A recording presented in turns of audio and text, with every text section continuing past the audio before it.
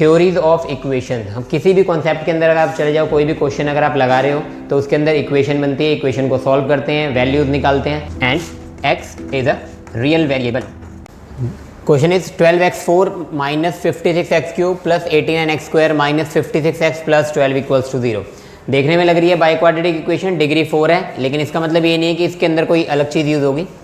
कोशिश करेंगे इसको क्वाड्रेटिक की तरह ही यूज़ करें, देखते हैं। तो अगर तो कभी भी इक्वेशन के अंदर आपको ऐसा लगे कि कुछ कोफिशिएंट सिमिलर दे रखे हैं, देखो जैसे यहाँ पे 12 है, यहाँ पे 56 है, यहाँ पे भी 56 है, तो हम क्या करते हैं सब्स्टिट्यूशन की वजह से इसको थोड़ा सा इजी बना सकते हैं। क्या करेंगे इसमें, पूरी इक्वेशन को डिवाइड कर देते हैं x² से, divide the equation by x²। फ़ायदा क्या होगा इससे, देखते हैं अभी। x² से डिवाइड कर देते हैं, दिस ये बन जाएगा आपका 12x²। सबकी जो डिग्री है वो 2 कम हो जाएगी, जो 4 था वो 2 बन गया, minus 56x plus 89 minus 56 divide by x plus 12 divided by x² equals to 0। 0 को डिवाइड करेंगे तो सेम ही बचेगा जी। तो इसमें क्या हो सकता है कि 12x² और 12/x² में से हम 12 कॉमन ले लेते हैं, ठीक है। ये बन जाएगा x² plus 1/x² minus 56x और 56/x में से नेगेटिव 56 कॉमन ले लेते हैं, बचेगा आपका x plus 1/x। Constant term को अलग कर देते हैं 89 इक्वल्स टू 0। क्लियर है यहाँ तक, कोई बड़ी चीज़ नहीं है यहाँ पे, बिल्कुल बेसिक सी कैलकुलेशन कर रहे हैं हम। तो अगर मैं देखूं कि ये क्वाड्रेटिक किस तरीके से बन सकती है, तो ये तो हमारा सब्स्टिट्यूट करके y बन जाएगा, लेकिन यहाँ पे y² नहीं आ रहा है। तो y² निकालने के लिए क्या करेंगे, y² निकालने के लिए भी हमने एक फॉर्मूला करा था पिछली स्लाइड में कि x² प्लस y² होता है x plus Y whole square minus 2xy। तो इसको यूज़ करेंगे यहाँ पे, ओके। तो ये बन जाएगा आपका 12 times x plus 1/x to the whole square minus 2 times x और y, x की वैल्यू x² और सेकंड टर्म 1/x²। तो ये जो पूरी टर्म है, इस टर्म को हमने इस तरीके से लिख दिया। क्लियर है यहाँ तक? अगर आपको कोई कन्फ्यूजन होगी तो पिछली स्लाइड में जाके आप देख सकते हैं formula, minus 56x plus 1/x plus 89 equals to 0। ठीक है जी।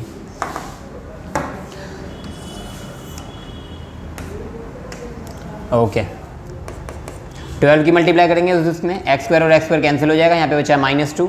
12 की मल्टीप्लाई करेंगे x plus 1/x to the whole square minus 12 की मल्टीप्लाई 2 में करेंगे 24 minus 56x plus 1/x plus 89 equals to 0। Okay, तो ये हमारा, अगर मैं सब्स्टिट्यूशन करता हूँ तो ये y² बन गया है, ये y बन गया है। दो कांस्टेंट टर्म है, दोनों कांस्टेंट हमको इकट्ठा लिख लेते हैं। 12x plus 1/x to the whole square minus 56x plus 1/x 89 minus 24 will be 65 equals to 0।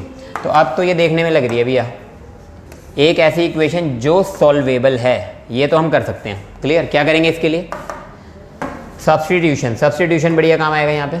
Late x plus 1/x equals to y। x plus 1/x को y की वैल्यू पुट कर देते हैं और देखते हैं क्या बनता है ये। तो equation will become 12 times y² minus 56y plus 65 will be 0। बहुत ही बेसिक सी क्वाड्रेटिक इक्वेशन बन गई है। ax² minus bx plus c। Okay, middle term splitting कर देते हैं इसकी। 12 मल्टीप्लाई बाय 65, जो भी आएगा उसके फैक्टर करने हैं। ओके, सो 12 क्या होता है आपका 2 6 और 65 जो है वो हो जाएगा आपका 5 13।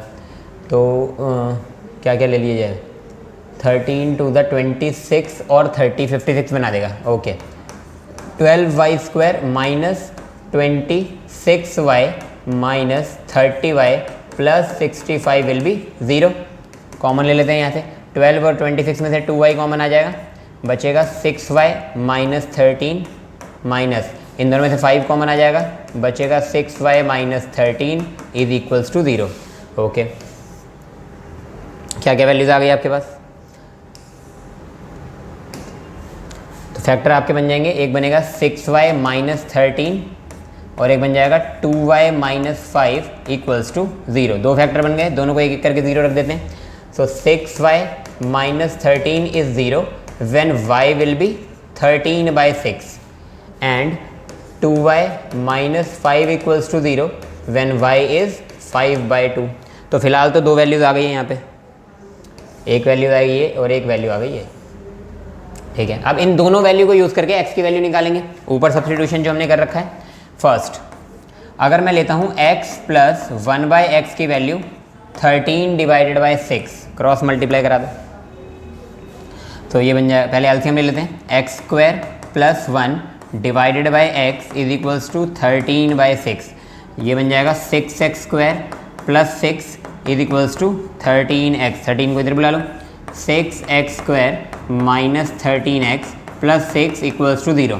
मिडिल टर्म स्प्लिटिंग, 6 6 36, 36 के फैक्टर करेंगे 9 4 9 और 4 को प्लस करके 13 आ रहे हैं, ये बन जाएगा 6x square minus 9x minus 4x plus 6 equals to 0। Common ले लेंगे 3x तो बचेगा आपका 2x माइनस 3, यहाँ से 2 कॉमन ले लेंगे, 2x माइनस 3। जब भी हम नेगेटिव साइन कॉमन लेते हैं तो साइन चेंज हो जाते हैं, जो 4x नेगेटिव का था वो पॉजिटिव बन गया 2x, और जो पॉजिटिव का था वो नेगेटिव बन गया, ठीक है। तो बेसिक आपको आनी चाहिए इसके लिए 2x minus 3 and 3x minus 2 equals to 0। दो फैक्टर बन गए यहाँ से, ठीक है। दूसरे वाले को भी कर लेते हैं।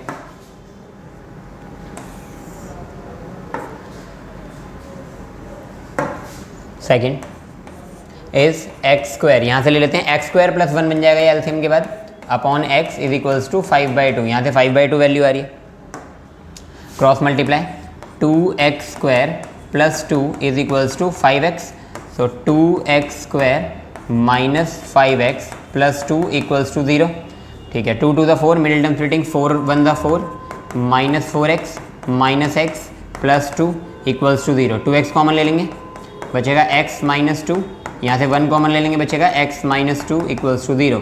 एक बनेगा 2x माइनस 1 और एक बनेगा x माइनस 2 इक्वल्स टू 0। तो ये टोटल आपके 4 फैक्टर्स आ गए। तो सॉल्यूशन क्या बन गया आपका, सॉल्यूशन सेट, यहाँ से एक बनेगा 3/2, एक बनेगा 2/3, यहाँ से बनेगा एक 1/2 और एक बनेगा 2। क्लियर है?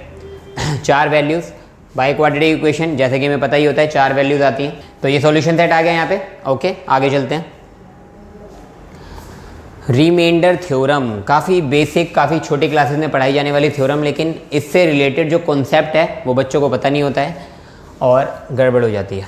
क्या है रिमाइंडर? रिमाइंडर का मतलब क्या होता है, अगर आप किसी भी एक नंबर को डिवाइड करते हो, लाइक 21 को अगर मैं 2 से डिवाइड करता हूँ तो आप बोलोगे कि सर 10 पे चला जाएगा और 20 माइनस 1, ये जो 1 है ये रिमाइंडर बचेगा। बिल्कुल सही बात है।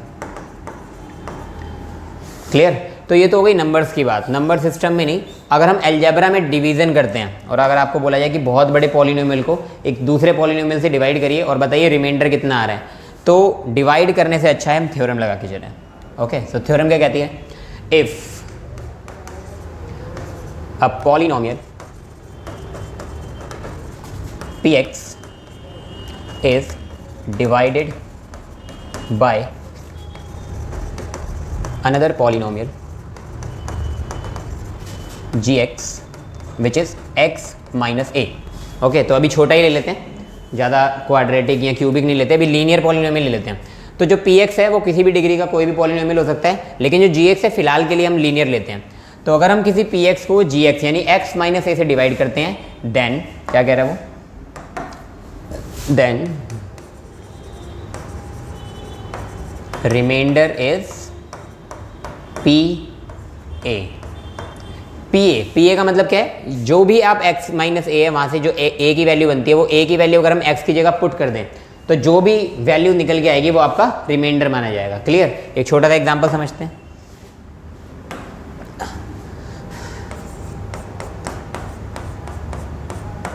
एक px ले लिया मैंने, x square plus 6x plus 5, एक क्वाड्रेटिक पॉलिनोमियल।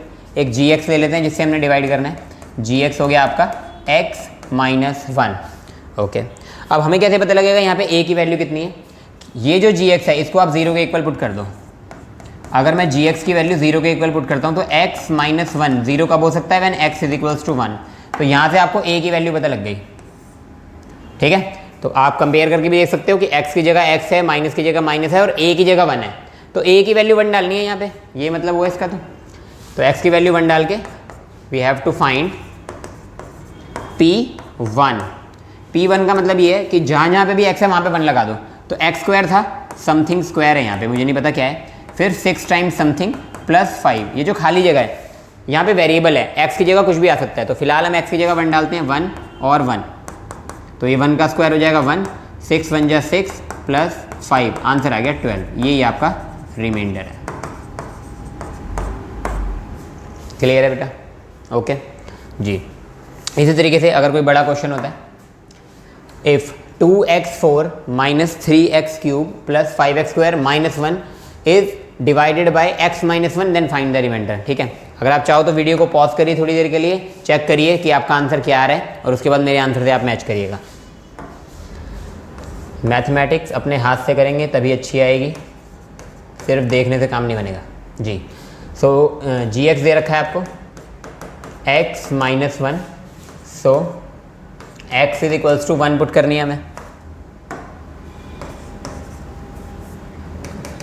सो p1 निकाल के देखते हैं, p1 कितना आ जाएगा, 2 times 1 raise to the power 4 minus 3 times 1 raise to the power 3 plus 5 1 square minus 1 plus 1, 2 1 the 2 minus 3 plus 5, 1 और 1 कैंसिल हो गया।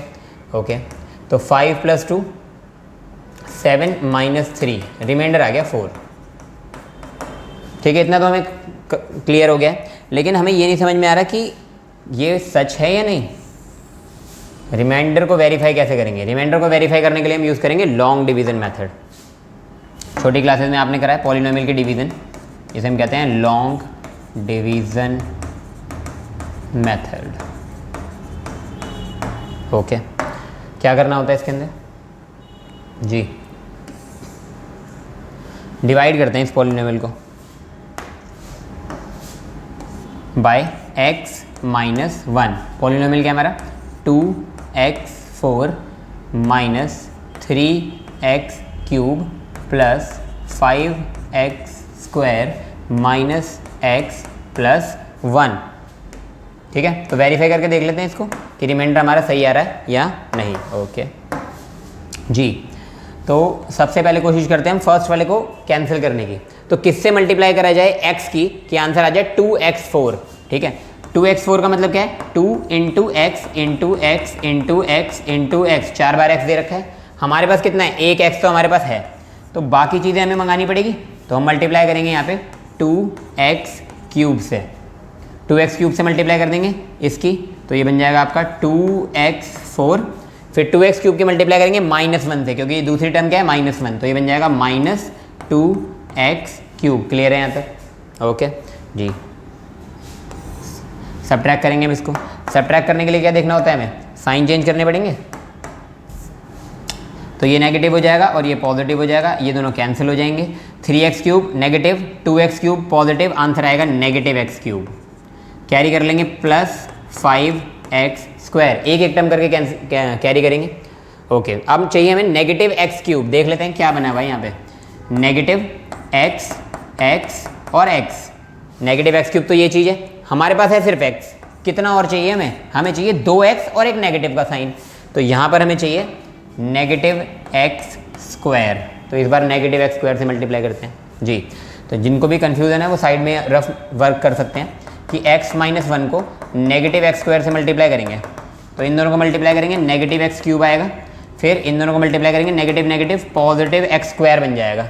ठीक है, तो ये जो है पूरा का पूरा उठा करके इसके नीचे लगा देते हैं हम। क्लियर? ओके, साइन चेंज करेंगे दोबारा से।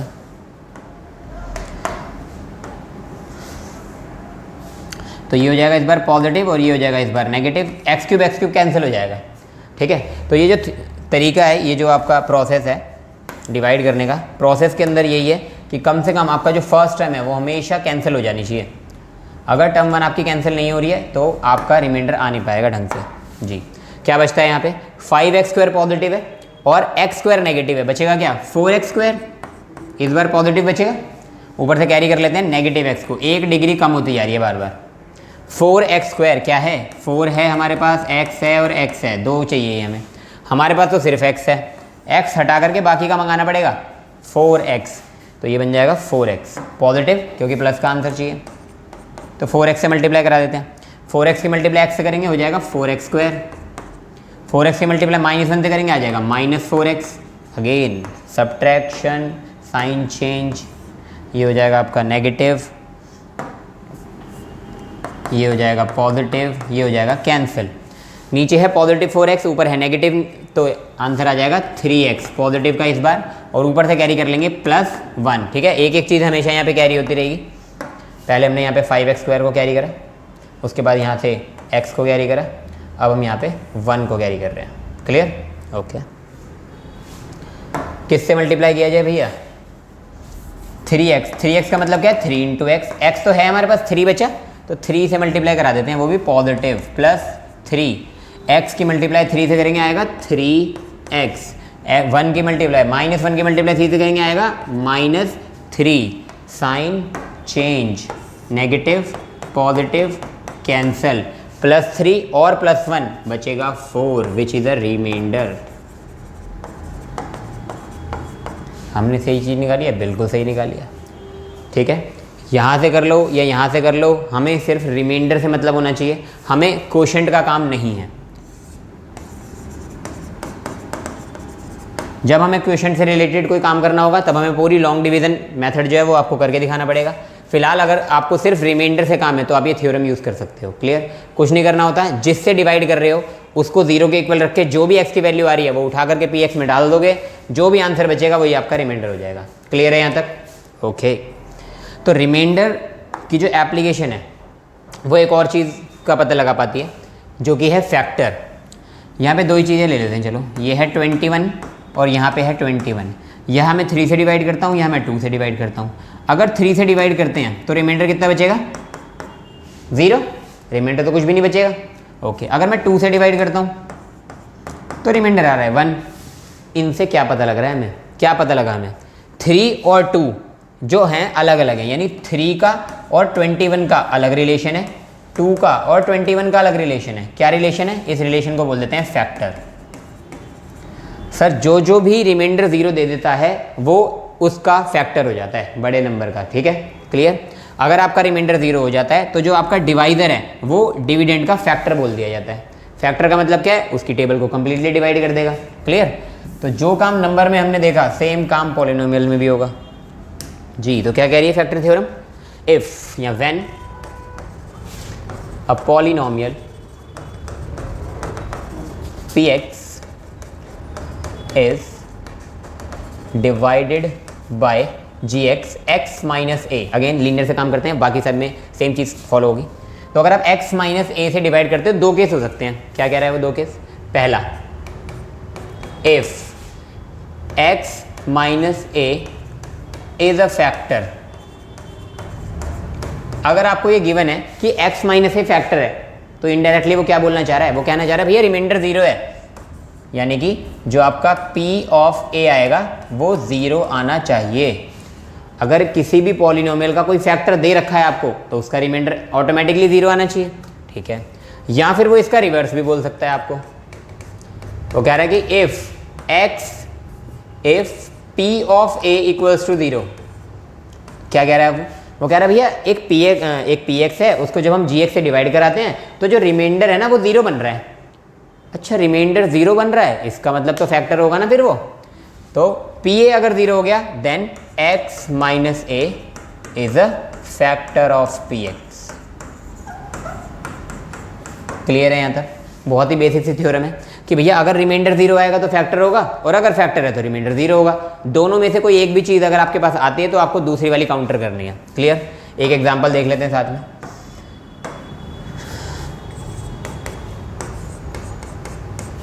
एक px है x² प्लस 5x प्लस 6 और gx ले लेते हैं x प्लस 2। x की वैल्यू क्या पुट करेंगे बताइए? यहाँ से जो भी आपका जी एक्स है उसको 0 को इक्वल पुट करेंगे, तो यहाँ से x की वैल्यू मेरी आ रही है -2, तो x की वैल्यू -2 पुट करके देख लेते हैं क्या होता है जी। तो p of -2 is -2 to the whole square plus 5 times -2 plus 6, -2 का स्क्वायर करेंगे +4, 5 टू द -10 प्लस 6 और 4 पॉजिटिव है 10 बन जाएगा, और ये है -10 जो कि आंसर आ गया 0। 0 का मतलब फैक्टर है भैया, gx px का फैक्टर है, ठीक है। अगर किसी को लग रहा हो कन्फ्यूज़न, लॉन्ग डिवीज़न ट्राई करके देख लेते हैं जी। तो वेरीफाई कर लेते हैं।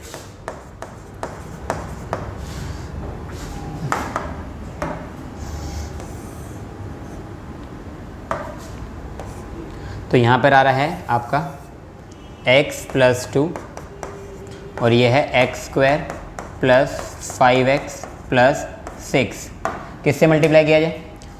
x से x² बनाना है तो x से ही मल्टीप्लाई करेंगे भैया, x को x से मल्टीप्लाई करेंगे x², 2 को x से करेंगे प्लस का 2x, sign change, negative negative cancel, 5x में से 2x चला गया बचेगा 3x, कैरी क्या हो जाएगा 6, किससे मल्टीप्लाई करें +3 से, x की मल्टीप्लाई 3 से करेंगे 3x, 2 की मल्टीप्लाई 3 से करेंगे +6, अब sign change, negative negative cancel cancel 0 remainder, यही बात हुई थी हमारे बीच। और हम क्या कह रहे थे, हमने कोई अलग बात तो कही नहीं थी कि भैया अगर फैक्टर है तो रिमाइंडर 0 आएगा ही आएगा, और अगर रिमाइंडर 0 है तो फैक्टर भी वो होएगा ही होएगा। क्लियर है यहाँ तक? ओके, एक क्वेश्चन देखिए, use factor theorem to verify that the qx is a factor of px। Okay, ये px दे रखा आपको लंबा चौड़ा बहुत बड़ा, डिवाइड करने में अगर मैं बैठ गया तो बहुत टाइम छोटी हो जाएगा, इतना काम अपने को करना ही नहीं है, सीधा काम करेंगे ना, क्या qx दे रखा है x-1, तो x-1 को 0 रखो, x की वैल्यू 1 डालनी है, x की वैल्यू 1 डाल के देख लेते हैं। तो भैया फाइंड p1, वैल्यू पुट करेंगे 3 टाइम्स 1 की पावर 6, 7 टाइम्स 1 की पावर 5, 7 टाइम्स 1 की पावर 4, 3 टाइम्स 1 की power 3, 2 times 1 square -2, plus minus के साइन में मिस्टेक नहीं होनी चाहिए जी। तो हो जाएगा 3 - 7 + 7 - 3 + 2 - 2, 2 से 2 गया, 3 से 3 गया, 7 से 7 गया, आंसर 0। 0 का मतलब फैक्टर है, 0 का मतलब फैक्टर है, hence p hence qx which is x - 1 is a factor of px। तो भैया ये px का फैक्टर बोला जाएगा। क्लियर है यहाँ तक? इसको एक और तरीके से अगर आप चाहो तो समझ सकते हो, बहुत ही बेसिक हमने एक डिवीजन एल्गोरिदम पढ़ी है, डिवीजन एल्गोरिदम क्या कहती है कि अगर आपके पास एक फंक्शन दे रखा है, पॉलिनोमियल फंक्शन f(x), वो कैसे आता है, एक फैक्टर है मान लो x - alpha multiplied by qx जो कि क्वोशिएंट प्लस rx यानी कि रिमाइंडर, ठीक है। Dividend is equals to divisor multiply by quotient plus remainder. तो फैक्टर का मतलब क्या है, फैक्टर का मतलब यही है कि पूरा डिविजिबल हो। तो कंडीशन क्या है, if rx is equals to 0 that means x - alpha is a factor. Clear? जो चीज़ हमने यहाँ पे पढ़ी कि अगर रिमाइंडर 0 आएगा तो ही x - a फैक्टर बन पाएगा, अगर रिमाइंडर 0 नहीं आ रहा तो वो फैक्टर नहीं बन पाएगा। क्लियर है यहाँ तक जी? नेक्स्ट चीज़ देखते हैं। तो अगर मैं दो पॉलिनोमियल्स की बात करूँ, लाइक एक है हमारे पास x² + 5x + 6 और एक है x² + 4x + 4 इक्वल्स टू 0, दोनों इक्वेशन बना दी, ठीक है। अगर आपसे बोला जाए इसके रूट्स निकालो या सॉल्यूशन सेट निकालो तो इसकी वैल्यूज आ जाएंगी x is equals to -2 and -3, दो अलग अलग। इसकी वैल्यूज आएंगी x is equals to only -2, सिर्फ वैल्यू -2 ही आ सकती है, दो बार अगर आप चाहो तो लिख सकते हो, नहीं तो आएगा वैसे एक ही बार। क्लियर? तो यहाँ पर हमें क्या पता लगा कि जो x की वैल्यूज़ है वो दो रियल रूट्स आ रही हैं जो दोनों की दोनों इक्वल हैं। 2 इक्वल रियल रूट कब आते हैं, जब वो दोनों किसी ने, जब जो हमारा फैक्टर होता है, सॉरी, जो हमारा फंक्शन है वो किसी का होल स्क्वायर हो, ये x प्लस 2 का होल स्क्वायर है। जब भी x प्लस 2 का होल स्क्वायर आ जाता है तब हमारे पास दो रूट्स आ जाती हैं जिन्हें हम क्या देते हैं रिपीटेड रूट्स। क्लियर? तो रिपीटेड रूट्स का क्या कॉन्सेप्ट है वो समझ लेते हैं एक बार। Let a function fx which is equals to x minus alpha, x minus beta, x minus gamma, like this. Okay, so it has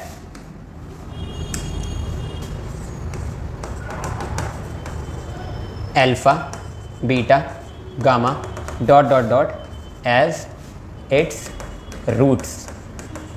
clear? कोई भी अगर पॉलिनोमियल फंक्शन अलग अलग फैक्टर्स के प्रोडक्ट से बनता है तो उसके अल्फा बीटा गामा इस तरीके से रूट्स आ जाते हैं। लेकिन if a polynomial function fx is in the form x minus alpha to the whole square and x minus beta and x minus gamma and so on in the product, then we can say कि x is equals to alpha and alpha comma beta comma gamma. So alpha is called repeated root of fx।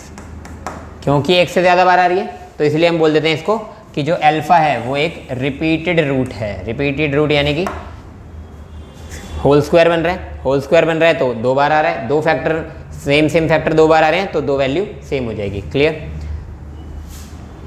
अब condition हमें क्या याद रखनी है इसमें,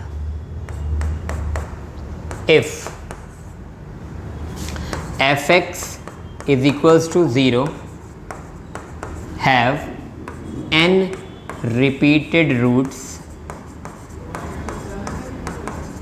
okay, अगर उसके n रिपीटेड रूट्स हैं then f dash, okay, derivative करना है यहाँ पे कितनी बार derivative, f n minus 1 time derivative of x should be 0। ठीक है? क्या मतलब हुआ इसका कंडीशन बेस, अगर किसी इक्वेशन के दो रिपीटेड रूट्स हैं, ओके, दो रिपीटेड रूट्स हैं तो उनका फर्स्ट डेरिवेटिव 0 आएगा। अगर किसी के 5 यानी कि 5 रिपीटेड रूट्स हैं दैट मीन्स उसका फोर्थ ऑर्डर डेरिवेटिव तक हमेशा 0 आता रहेगा। क्लियर है? ओके जी, एग्जाम्पल समझते हैं। If fx is equals to x minus alpha to the whole square x minus beta and so on, that means fx यानी कि जब हम इसमें अल्फा डालेंगे यानी f अल्फा 0 आएगा, f डैश अल्फा भी 0 आएगा। क्लियर? फर्स्ट डेरिवेटिव 0 आएगा। क्यों? वेरीफाई कर लो आप।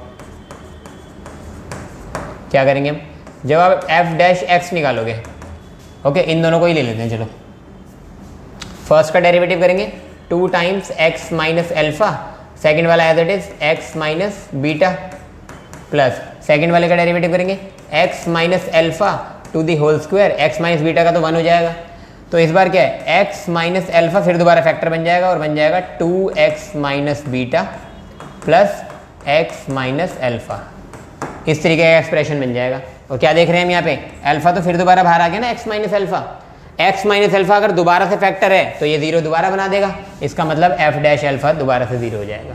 क्लियर है यहाँ तक? ओके, अगर हम एक डिग्री और बना देते हैं, if fx is equals to x minus alpha whole raise to the power 3 dot x minus beta and so on, that means क्या मतलब हुआ इसका कि भैया f अल्फा तो 0 होएगा ही होएगा। क्यों? क्योंकि वो फैक्टर है। f डैश अल्फा भी 0 होएगा। जब आप डेरिवेटिव करोगे तो कॉमन आ जाएगा और दूसरी बार डेरिवेटिव करने पे भी 0 आ जाएगा, यानी double derivative, second order derivative भी 0 हो जाएगा इसका। क्लियर है यहाँ तक? यानी अगर n रिपीटेड रूट्स हैं तो n माइनस 1th डेरिवेटिव तक सारे के सारे 0 आते रहेंगे व्हेन जो भी आप x की वैल्यू डालोगे। क्लियर है यहाँ तक? ये छोटा सा कॉन्सेप्ट है, आपको याद होना चाहिए कि क्या मतलब है इसका। क्लियर है यहाँ तक? ओके जी, सॉरी। आइडेंटिटी इक्वेशन क्या मतलब हुआ इसका? पॉलिनोमियल इक्वेशन के साथ आइडेंटिटी इक्वेशन आ गई है। अब आइडेंटिटी का मतलब क्या होता है? आइडेंटिटी का मतलब कोई भी ऐसी अलजेब्रिक एक्सप्रेशन या इक्वेशन जो हर किसी वैल्यू के लिए या हर समय वो सही रहनी चाहिए। क्लियर? ओके, बात करते हैं रूट्स की। रूट्स जिसे हम कह देते हैं जीरोज या फिर values of x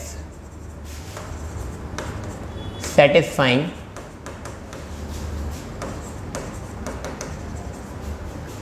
F x equals to zero. X की वो सारी वैल्यूज़ जो सेटिस्फाई करती हैं एक पॉलिनोमियल इक्वेशन को, उन सबको हम रूट्स या फिर ज़ीरोस कह देते हैं। तो और हमने क्या पढ़ रखा है? फर्स्ट, अगर आपके पास इक्वेशन है f x is equals to a x plus b, maximum roots कितनी आ सकती है इसकी? मैक्सिमम रूट्स कितनी आ सकती हैं? 1। लीनियर इक्वेशन है, लीनियर इक्वेशन है तो एक ही रूट पॉसिबल है इसकी। सेकेंड, अगर क्वाड्रेटिक इक्वेशन है a x square plus b x plus c, maximum आप बोलोगे सर जी 2 आ सकती है, मिनिमम तो 0 भी आ सकती है। हो सकता है कोई क्वाड्रेटिक इक्वेशन ऐसी हो जिसकी रूट्स पॉसिबल ना हो, लेकिन मैक्सिमम 2 आ सकती है। इसी तरीके से if f x is equals to a x cube plus b x square plus c x plus d is 3, cubic equation है तो 3 0 आ गई भैया। तो स्टेटमेंट क्या कह रही है कि भैया if f x is equals to 0 have a degree n and f x satisfy the values of if they are having degree n and there are n plus 1 values of x satisfying f dash x equals to 0, then f x is identity equation. Okay, so f x is equals to 0 जो है आपकी identity equation बन जाती है। Identity मतलब maximum, एक linear equation को maximum एक ही वैल्यू सेटिस्फाई कर सकती है, क्वाड्रेटिक इक्वेशन को मैक्सिमम 2 ही कर सकती हैं, क्यूबिक इक्वेशन को 3 ही कर सकती हैं। लेकिन अगर मैं बोलूं कि एक क्वाड्रेटिक इक्वेशन 1, 2 या 2 से ज़्यादा, मान लेते 3, एक क्वाड्रेटिक इक्वेशन 3 अलग अलग वैल्यूज से सेटिस्फाई हो रही है, इसका मतलब ये है कि वो जो इक्वेशन है वो आइडेंटिटी इक्वेशन बन चुकी है। आइडेंटिटी इक्वेशन का क्या मतलब हुआ कि इस सिचुएशन को सिर्फ एक ही कंडीशन पे फुलफिल किया जा सकता है, when a is equals to b is equals to c is equals to 0। a b c तीनों चीज़ें 0 हो जाएंगी भैया, या जितने भी उसके अंदर कोफिशिएंट्स हैं वो सारे के सारे 0 इक्वल हो जाएंगे। क्लियर? एग्जाम्पल, अब आपको मैंने इक्वेशन दे दी f x equals to 0, like 0x square plus 0x plus 0 equals to 0। अब हमें 0 डालनी है, बताओ x की वैल्यू क्या डालूं? Put x is equals to 1, आ जाएगा एफ एक्स 0। अगर आप f में 1 डालोगे 0 आ जाएगा। x की वैल्यू 2 डालो, f2 कितना आ जाएगा? 0 आ जाएगा। x की वैल्यू 3 डालो, f3 कितना आ जाएगा? 0 आ जाएगा। तो जितनी भी वैल्यू डाल दो, अब तो जैसे ही डिग्री से ज़्यादा होती हैं, अगर तो डिग्री के इक्वल है कोई दिक्कत नहीं है, क्यूबिक इक्वेशन है 3 वैल्यू सेटिस्फाई कर रही है, चल जाएगा काम। जैसे ही 4th ने करा फिर तो सारी कर देंगे, अब कोई रिस्ट्रिक्शन नहीं है हमारे पास। जैसे ही एक ने फालतू किया वो पूरी इक्वेशन कहती है कि जाओ, अब मैं नहीं कर रही, अब तो तुम ही दे लो। क्लियर है यहाँ तक? ओके जी। अदरवाइज कोई भी एक इक्वेशन होती है, लाइक हम एक बात कर लेते हैं, क्वाड्रेटिक इक्वेशन ले लेते हैं, f x which is x square minus 5x plus 6 equals to 0। Try करके देख सकते हो आप कितनी डिफरेंट वैल्यूज इसको सेटिस्फाई कर सकती हैं। मैंने f के अंदर डाल दिया 2, तो हो जाएगा 2 की पावर 2 माइनस 5 टाइम्स 2 प्लस 6 यानी कि 4 माइनस 10 प्लस 6 जीरो आ गया। 3 डाल के देख लेते हैं मैक्सिमम, तो हो जाएगा भैया 3 raise to the power 2 minus 5 times 3 plus 6, ये हो जाएगा आपका 9 माइनस 15 प्लस 6, ये भी जीरो आ गया। बताइए अगर और कोई वैल्यूज ऐसी लग रही है आपको जो इसको सेटिस्फाई कर जाए, नहीं कर सकती। क्यों? क्योंकि ये इक्वेशन जो है ये एक पॉलिनोमियल इक्वेशन है, ना कि एक आइडेंटिटी है। अगर ये आइडेंटिटी होती तो 2 क्या 3 क्या 4 क्या इनफाइनाइट वैल्यूज इसको सेटिस्फाई कर देती। क्लियर है यहाँ तक? वीडियो अगर अच्छी लगी हो तो लाइक कर दो और दोस्तों के साथ शेयर करो। Bye bye.